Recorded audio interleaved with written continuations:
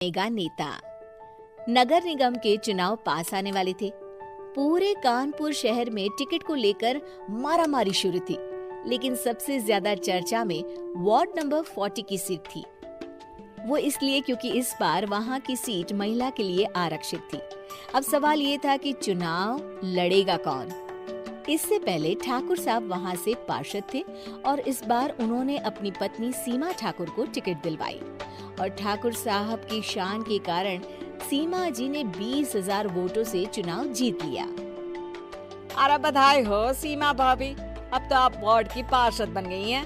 अब तो हमारे काम आप ही करवाएंगी। अरे ये तो सिर्फ नाम की पार्षद बनी है, वो तो महिला सीट आ गई, वरना पार्षद तो मुझे ही बनना था। अब भले ही चेहरा इसका होगा, लेकिन पावर तो मेरी ही होगी। अरे वाह भाई साहब, क्या दिमाग लगाया है आपने भी। आइए आप लोग, खाना लगा दिया है सबके लिए।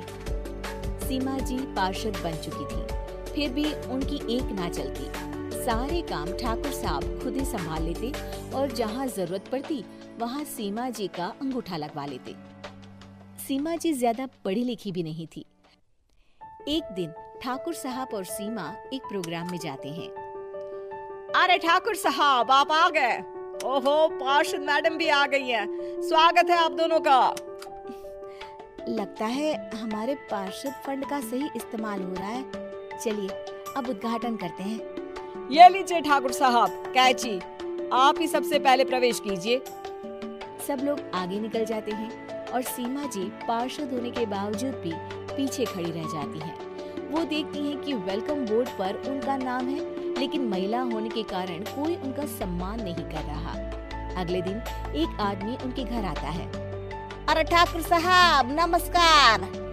कल ना हम नोटिस किए कि हमारा घर तो अवैध है और नगर निगम वाले उसे तोड़ने आ रहे हैं। अरे कुछ कीजिए ना ठाकुर साहब। देखो भाई, मैं तो ज्यादा कुछ कर नहीं सकता, पर अगर तुम सबकी जेब गर्म कर दो तो कुछ हो सकता है। कुल मिलाकर 4 लाख लगेंगे। अरे 4 लाख ठाकुर साहब? अरे भाई, मैं अपने लिए नहीं मांग रहा हूँ। दरोगा है, इंजीनियर बाबू है, बड़े साहब है, सबको देना पड़ता है ना थोड़ा थोड़ा। बोलो है मंजूर? तभी वहाँ अचानक सीमा जी आ जाती हैं। अरे ये आप क्या कर रहे हैं? पहले इन्हीं लोगों से तो आपने वोट मांगे, अब इनसे ही पैसे ले रहे हो। अरे चुप रहो तुम, तुम्हारा काम है सिर्फ अंगूठा लगाना, तुम वही किया करो। मुझे दूसरे काम तुम मत सिखाओ, समझी? और तुम ना जाओ, अब पैसे लेकर आओ, वरना जेसीबी किसी भी वक्त आती होगी। सब कुछ ऐसे ही चलते रहता है।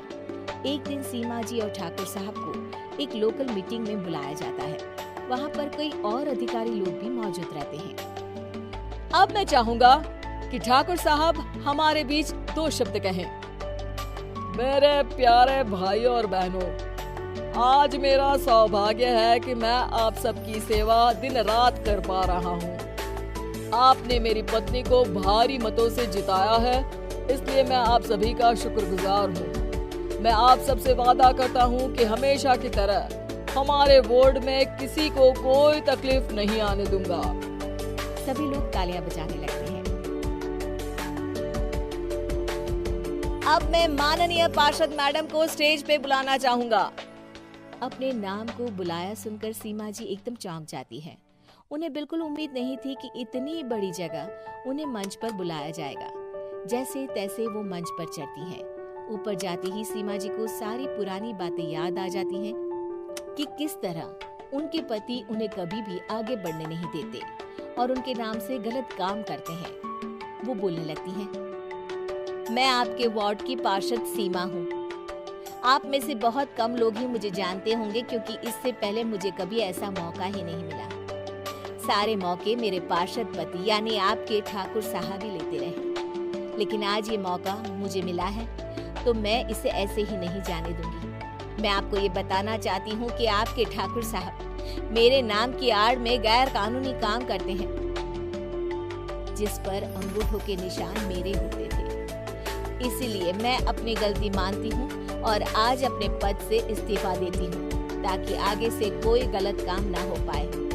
अब फैसला आप सबके हाथ में है। कि आप हमें क्या सजा देना चाहते हैं। सीमा जी की बातें सुनकर ठाकुर साहब के चेहरे का रंग उड़ जाता है और वो शर्म से मुंह नीचा करके वहां से चले जाते हैं और पद से इस्तीफा देकर ही सही सीमा जी अपने आप में आत्मविश्वास महसूस करती